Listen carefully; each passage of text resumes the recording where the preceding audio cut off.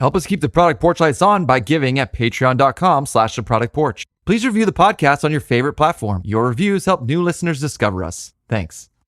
I put a list together of what not to copy. I love this. Let's do it. I would very explicitly tell them, we've done the analysis. Here's the competition. We're not going to do these things, everybody, so don't ask.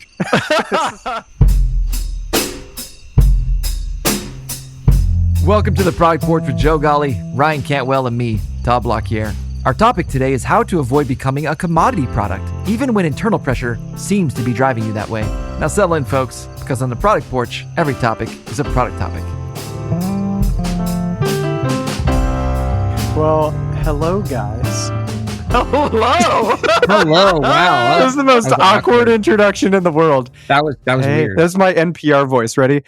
Hi, guys. This is Ryan. Welcome to the Product Porch. That's fantastic. Are we going to do that Anna Gasteyer skit on Saturday Night Live? I'm not going to repeat the words with Alec Baldwin. Oh, guys. Well, good evening. Welcome. We are gathered here today to talk about product management. We're never going to actually start this show. 7 years ago. 7 years ago, we started this podcast episode. Right. All right, guys. I've got something that's been on my mind. Throughout my 15 years in product management, I have dealt almost exclusively, it seems like, with products that have been in the market for a while. And it seems like everyone around me is pushing us to be as bland as possible. This is what I mean by that. The competition releases something new. Somebody runs up to my desk and says, we need to do that too. The sales team is continually hounding me. Ryan, we're losing deals because it's too expensive. We need to lower the price. And I am always asked to change my product to make it more like somebody else instead of making it different, which is frustrating. And I'm lucky to be in a position now where I get to interact with lots and lots of product people in the world. And I'm hearing lots of the same frustrations. And I want to hear from you guys. Have you dealt with similar situations too? And if you have, what have they sounded like? So my first gig as a product manager was working with MGM Mirage in Las Vegas. After 9/11, the hotels were really struggling to get people in the hotels, so they were just dumping inventory to Orbitz and Expedia, and it just the hotel room became a commodity. And so the hotels, I worked with them, they changed the way they were thinking about their product, and it was less about the price and who could be the least expensive in mid-range or more expensive in the luxury. And it was all about the experience. When you walk in, how you get treated by the person opening your door or the experience you have at the front desk. I think, that's how I experienced it, was more about promoting the experience versus promoting the bed. So Joe, that story I can relate to. Ryan, I can relate to your question. It's a consistent thing that happens in product management. I have a little bit of empathy, just a little bit. I have a little bit of empathy for the salespeople that are out in the world, right? And they're trying their best to sell. They're trying to figure out what connects with products. And let's assume that they're doing the right thing. Let's assume that they're learning about the problems. They're trying to find the alignment. Now it's really challenging from the product perspective to not allow that to drive your roadmap. That pressure comes from a very real place. But also, the people pleaser version of Todd makes me want to just go, okay. That's a really small part of Todd, though. That's not the Todd I know. I don't know what percentage or the people pleaser. I've never seen that side of Todd. I don't know that version of Todd exists. Good. Yeah, it's such an interesting thing. I always come down on, I don't know. I come down on sales. I get frustrated with them. And Todd, I'm glad that you're bringing some empathy, because it does have to be tough where they're hearing very similar things from customers quite regularly, whether it is feature parity. They're looking for those things, whether it's are you competing beyond price and you're just telling me you need to lower the price? Or are you truly selling the differentiation that I've tried to enable you to do? I'll be the first to admit, I'm going to just say it. I've done it. All right, you want it? I'm going to give it to you. Let's do it. And I will say, more often than not, though, it doesn't always result in immediate success. That's where I get hung up.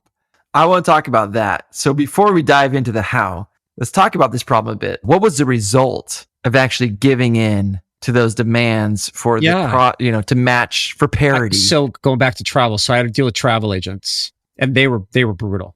The moment you crack open the door and you relent and you lower the price because they ask you to, you're thinking you're doing them a favor.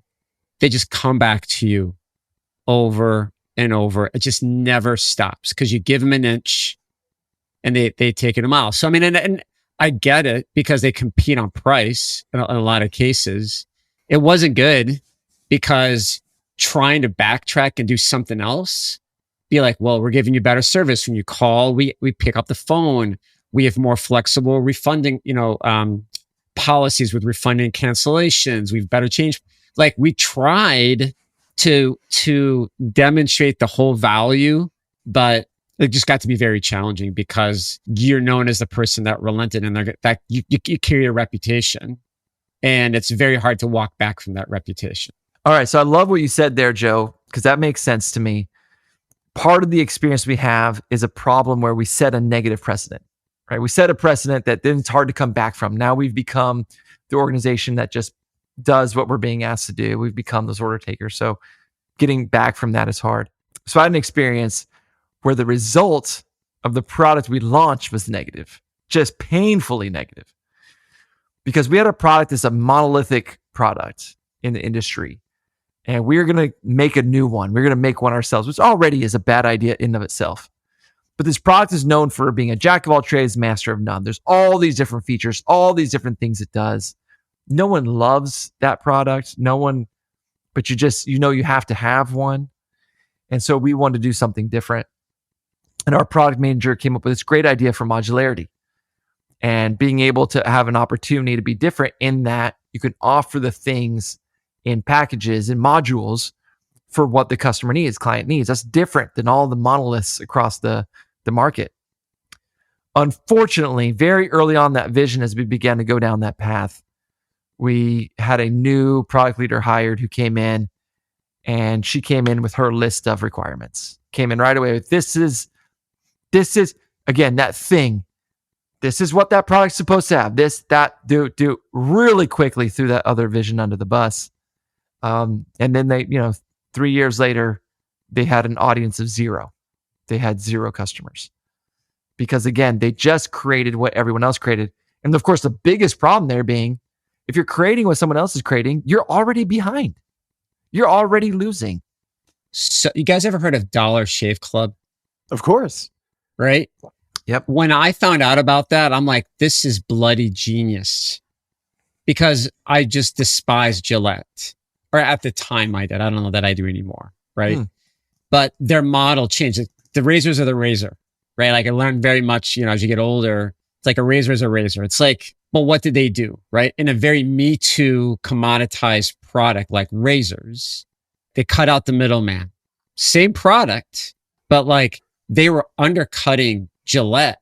That's a prime example of a copycat who really revolutionized, really understood the pain point of their customers and identified an opportunity to really expose the very high prices in that particular market. Yeah, I mean, let's pick that apart for a second. I can give some examples from my real life too, because it wasn't there wasn't anything revolutionary about the features of the razor. No, not at all. Did, right? It was all about its positioning. And if you haven't seen the Dollar Shave Club commercial, go watch it. It's hilarious. So there's branding, positioning that was happening, and they changed the entire monetization philosophy. Guess how you can change customer perception? Do it different. All they did was say, you're going to pay us differently now. You're going to subscribe to your razors and your razor blades. And you don't have to go to the pharmacy now to go buy an expensive pack of replacement blades. I think when that came out, the whole box subscription market just kind of blew up, right? People were bypassing the middleman to get to their products. That's how they were revolutionizing their products. It wasn't anything any different. They just eliminated a barrier. Yes. And let's bring it back to this conversation. How many businesses out there have some of our listeners worked for have heard their leaders say, we need to switch to a subscription model? Oh my God, I'm dealing with that right now. But why? So this is the important thing. You know what Dollar Shave Club did? They found out how to create value through a different monetization model. Yeah. And that was, now I don't have to pay a lot of money, go to the store, or order expensive packs of replacement blades. I can subscribe and I don't have to worry about it. Value created. It's not about the monetization model. It's about the value that sits behind it. And I got to tell you, my product management career has largely been spent in hardware. And I hear hardware companies do this all the time. We need subscription. I am lucky to have worked for a company that did hardware as a service and made it successful. They went from a one-time sale to a subscription-based service. And you know what we charged? 2 times what we normally would. So guess what happened to profits? They skyrocketed. It was like a hockey stick for the business. But we did it by creating new value that our competition didn't. We saved them in areas they didn't expect to save. And all of a sudden, people couldn't give us their money fast enough because we approached things differently. And they started looking at us like, why hasn't everybody done this? Like, this changed the way we go about our workflow, like complete the jobs that we're trying to do. And it fundamentally changed their way of working. And that's creating value. And so I think if I'm interpreting correctly what you're saying there is you don't have to just out-feature another product to win. Yeah. Right. Which we've seen attempted over and over again. Like, totally. One of the famous ones, of course, is Google Plus, that thought it could just out-feature Facebook. Social media. Yeah. It actually did have a lot of better features than Facebook, but easier groups and circles, and a lot of people who use Gmail already made it really simple for them, but didn't matter. They couldn't out-feature it. So you're saying there's other paths to differentiation outside of just let's come up with new features. Yeah, 100%. So I have a daughter that's 15. She plays softball. I was introduced to Liquid Death. One of my favorite Liquid Death branding. Yeah. I mean, like, it's water branding. It's water. Joe, it's murder water. Your thirst. It looks like you're drinking a 40. It's water in a can. That doesn't even sound good. I've never had it, but it's fine. It's fine. Water in a can does not sound tasty. Part of the whole reason I'm going to defend Liquid Death because the aluminum is much more recyclable than plastic. So they very deliberately went with aluminum cans. There was a reason for that. They wanted to be a more sustainable company than other bottled water like providers. So they went with cans, make them different. And then everything else was an experiment in branding, which is genius. Murder your thirst is the tagline. Make it hardcore water. It's water in a can. Yeah. And you know what they did? They said, you know what we're not going to do is try to go sell Liquid Death at every gas station, Walmart, and convenience store. They sell at concert venues. Primarily, that's where they got their start. They found their early target segment, concert venues. You know what somebody wants to do at a concert? Look cool. Hold a Liquid Death. Genius. I mean, it's great. It's a great branding experiment. But let me say, so we came up with here's some problems, and then you came up with some alternative paths. Here's other things you can do to differentiate. But one of the things you said early on was really spicy to me, and I'd like to explore that more. Is like, what do you do when your manager comes to you and says, "Give me X feature because brand over there has it"? Is the answer to say, let me come up with a new pricing model for you? Let me come up with a different brand approach for you? Like what's the response when the manager comes and says, can you do this copycat feature? So I learned early in my career not to say that's a bad idea or you're wrong. I think that's a bad idea and you're wrong, Joe. You know what? I can. Yeah, I know. Such a wise guy. Guys, I don't think our listeners realize how much badgering I get from Todd. And tonight, Todd is just on point with his badgering skills. So mad props to Todd and his badgering skills. You know, I had a tough time getting in the studio today. It was quite frustrating. Getting to the porch, there were some splinters in my chair. Todd my sweet tea did not taste very sweet. So I'm in a mood. His little jar of sweet tea spilled on him. He's upset. No, but okay. Let's deal with reality. Reality is we have to find a middle ground. We just can't say no, that's a bad idea. It's like despite our urges. So what we have to be is like, all right, I hear you. You still need to go and do some research. You still need to go and ask questions. You still need to understand the as-is. You have no choice. You're a phony as a product leader if you just, phony is the wrong word. You're selling yourself short if you don't do some validation. And I mean, Todd, I think I brought this up on a previous podcast. I dealt with that in remote monitoring. And I first day on the job, Greg came to me and handed me a bunch of flyers and said, in a year, I want the exact same product as these 5 other competitors. And I found out that no one cares about how many data points you get.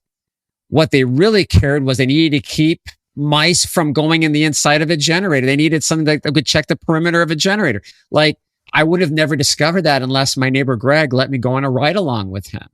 And I discovered that problem, right? And I validated. I went on more visits and I collected those data points. So, but you can't just say no. It's a career limiting move, but you've got to figure out a middle ground where you have empathy for your leader, but you still have to go out and do some validation. Yes, I agree with you completely, Joe. And it's responding to that request that comes in.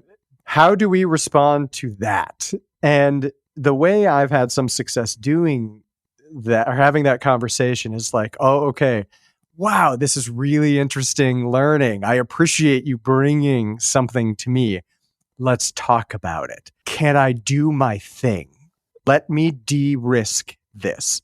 And sometimes there are some scars from past projects where that has happened. And if you're getting resistance, you got to be bold or have a good relationship to do this. But to say, remember that one? I want to make sure that doesn't happen again.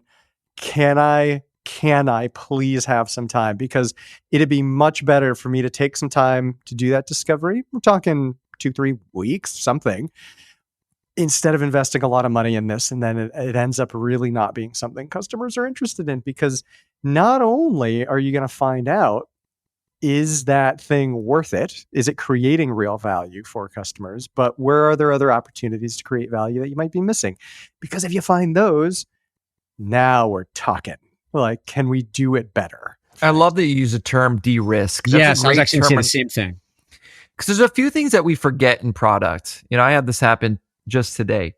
There's a few things I think we forget sometimes as product practitioners, right? We get really into this whole discovery and validation concept, and we get into our let me learn and, you know, let's be agile and not commit, you know, too soon. And we get into this sometimes and we just forget the reality of the world that we're in, and that the messages we probably don't mean to send that we're sending in these cases is often, let's slow down. Yeah. Let's take longer to do this. Let's maybe not do it at all. Let's see if there's something else to do. Or I'm the smartest one in the room.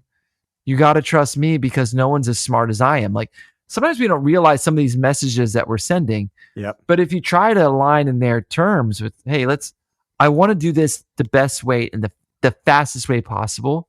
And I also want to de-risk it so that we're not creating problems for us in the future. And it really depends on your stakeholder. You know, when you're with sales, de-risk, I don't think is actually the right terminology to use. Right. What would you say to sales instead of de-risk? Okay, you're getting feedback from your territory from the customer that's telling you, I'm not going to consider you, or I'm more interested in them because they have this thing. I would turn around and instead of talking in the language of de-risking, it would be hook me up. Can you put me in touch? I'd love to talk to them to hear it firsthand because, hey, I might not only be able to give you what you're asking for, but more. Wouldn't that be cool if I can make your life easier, salesperson? I like that. With one thing to consider, the sales team is trying to get the shortest path to sale, right? Mhm. And if they think that they have to add you now as an extra step, they don't like that. So they don't want to add. They don't want to create more process. But when they have a specific thing, here's what I also think helps is to remember what they want.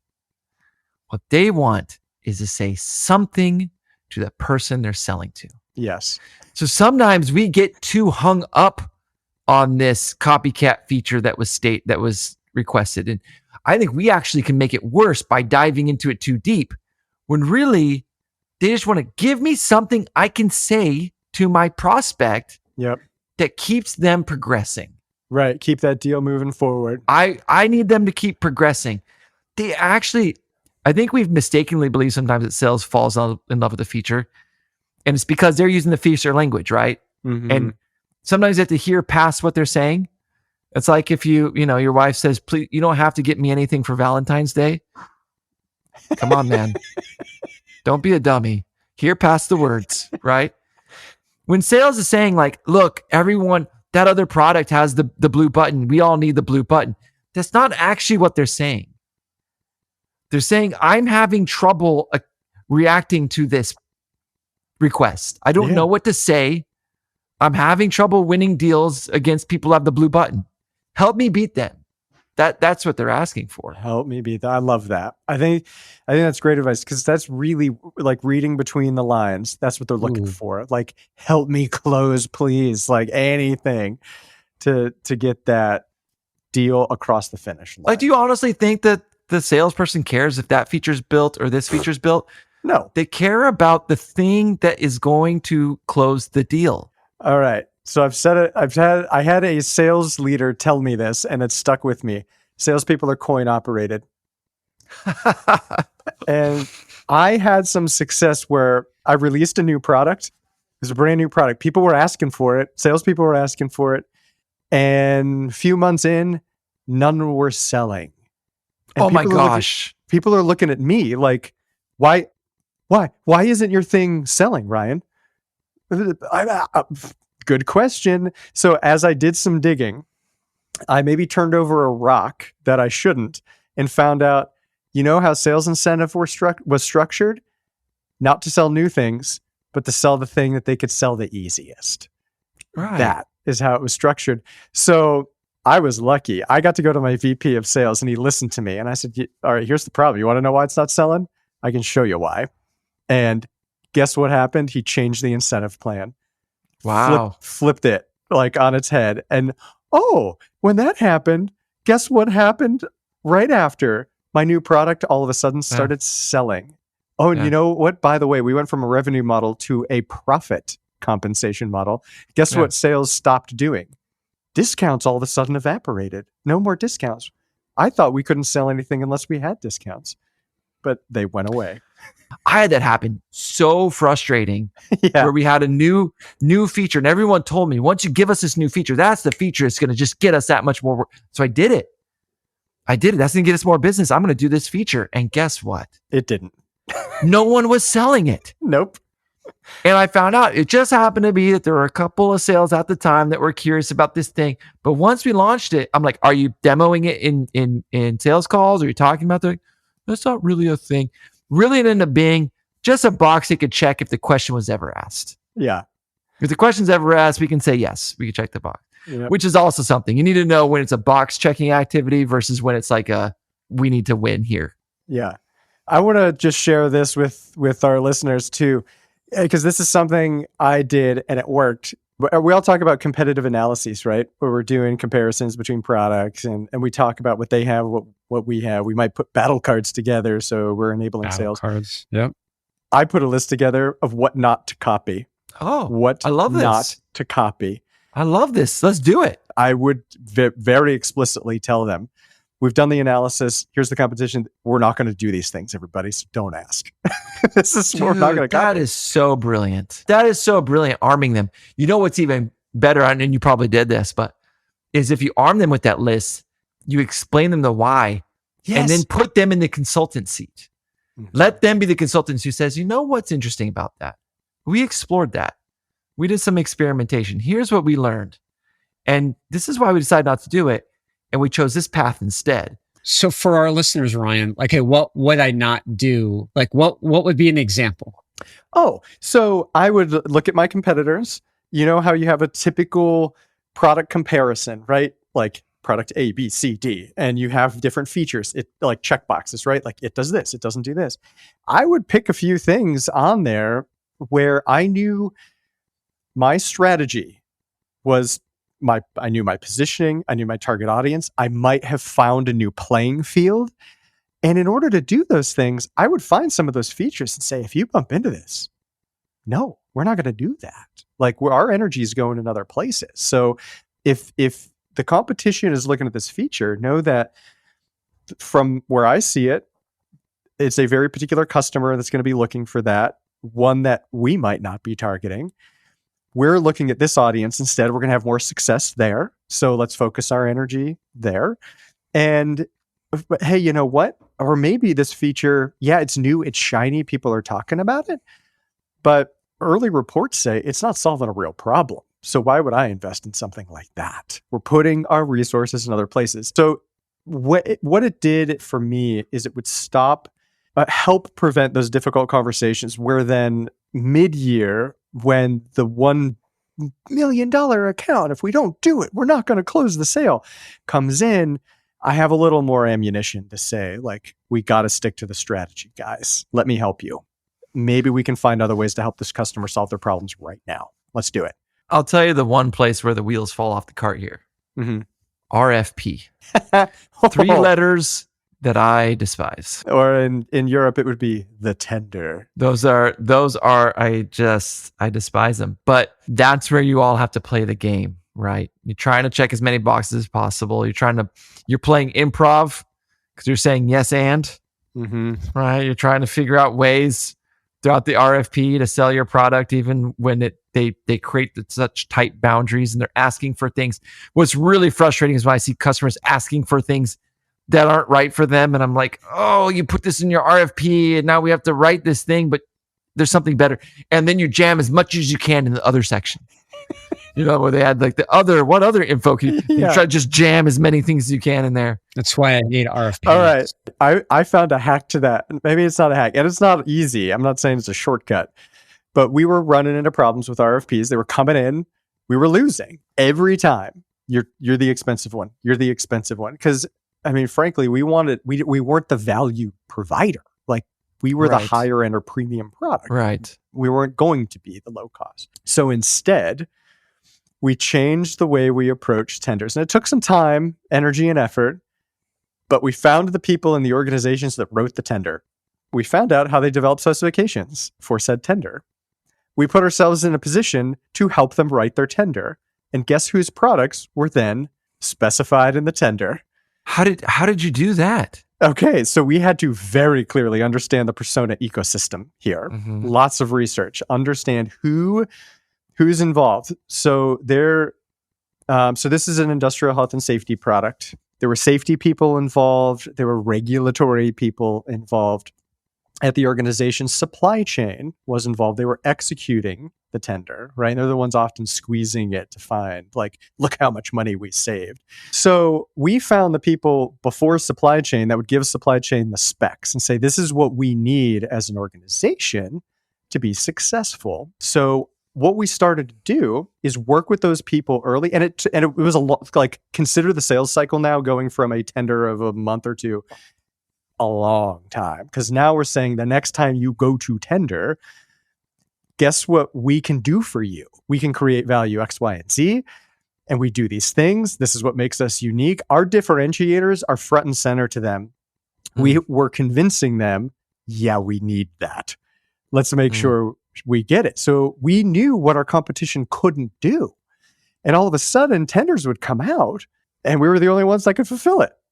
Like, we just swept away, like, whoop, and it was better than zero. Like, we were having more success there. So I'd love to go back here. So we can talk about de-risking. We're speaking to people in the compliance space, the finance space, or other senior leadership. When we're specifically talking about sales, what we could do instead is align ourselves to helping them win the deal or helping them progress the deal, getting them past the talking point. I'm curious, Ryan, are there any other personas you've had to influence here, or any other tactics that you've used to influence outside of that de-risking, outside of that, alignment to helping solve the sales problem? Yeah, because think about it in these terms too. Instead of maybe just jumping to the feature or the price, we've spent a lot of time talking about feature and price. Think about the other areas where you can smooth the even buying journey. Like, what about implementation? They don't do that. We got you. Like, our implementation package is like no other. Focus on the areas where you're strong.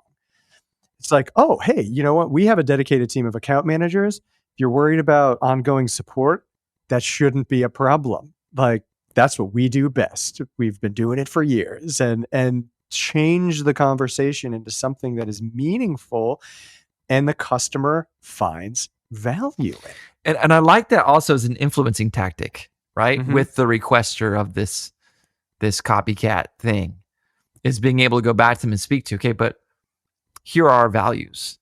Help me see how this aligns to our values. Here's our vision. Help me see how this aligns with that vision. Here's our differentiator. Man, we crush it in implementation. I feel like this would be a distraction away from that. Also, positioning isn't just about how they should think about you. It's how they should think about them. Why not say, you know what? I've seen this before. Our competitors, they're the ones, they focus on speed, or they are always going to win on price. But you know what we do? We're the accuracy people. Or, hey, you know what? We're the data security people. Do the positioning. My favorite example, and it's so overt of positioning in the entire world, if you were in the United States into the 2007 to 2010 range, you remember the I'm a Mac and I'm a PC commercials. Yeah. I mean, they are telling you what to think in 30 seconds every time. Those are great ads. Some of the best commercials ever. Yeah. That was positioning. That's positioning. I want to be the cool guy in the blue shirt. You mean you want to be like the dumpy, John Hodgman? You're gonna be Justin Long. Stuffy. Be like Justin Long. No, wasn't Justin Long the cool guy in the blue shirt? Yeah, he was the back. Yeah, it was blue, right? Am I remembering that right?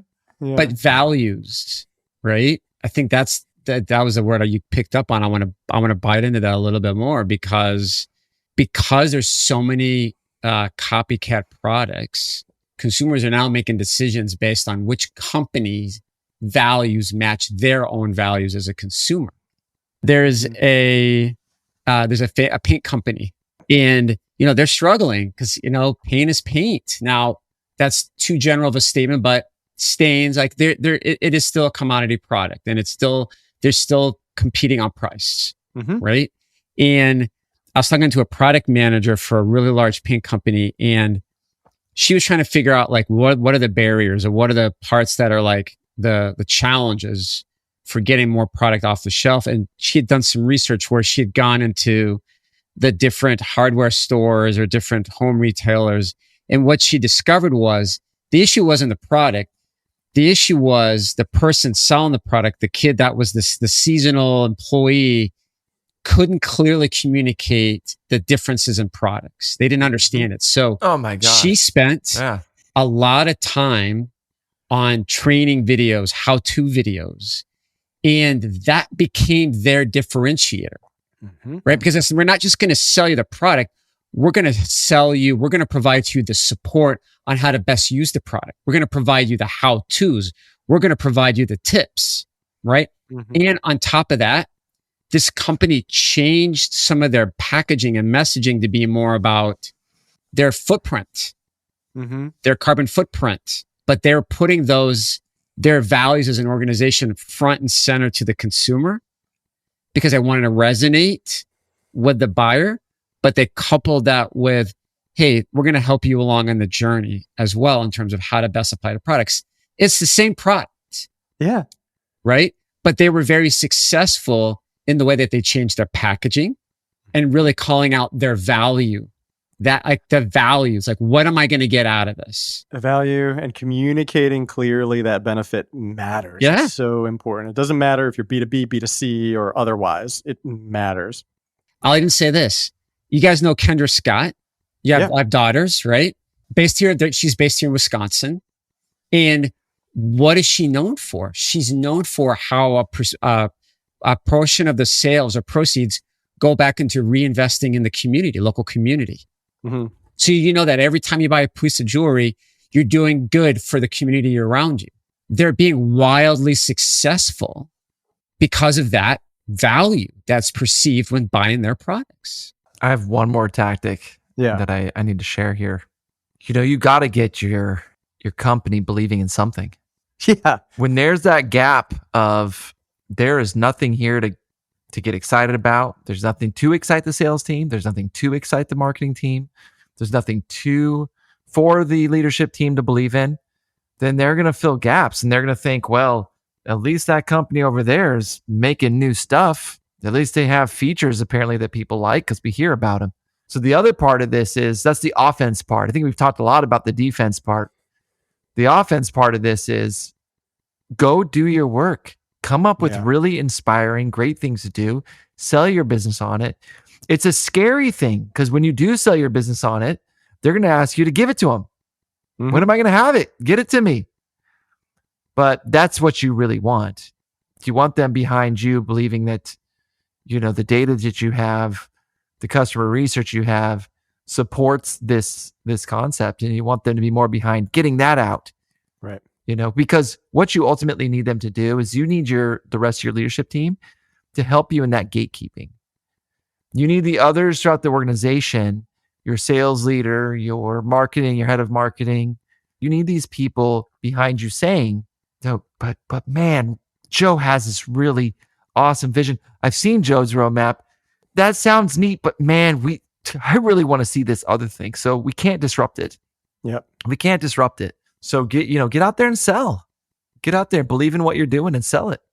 All right. This has been a great conversation, guys. What do you say? Is it time for some takeaways? I got a good one too. I got a really good key takeaway. Joe's going to go lay it on us, Joe. All right. What is my favorite product management technique framework? WSGIF. No, stop. Stop. We both said it right out. No hesitation. All right. Second favorite. What's my second favorite? Jobs to be done. Yes. Okay. No. So Todd, he knows me well. Todd gets a gold star. Right? He redeems himself. No joke.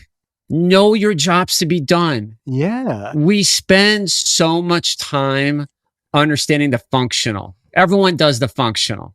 Yep. We forget the emotional and the social jobs to be done. That is how you separate yourself with your competitors. Understand your users' emotional and social jobs to be done. Don't just focus on the function.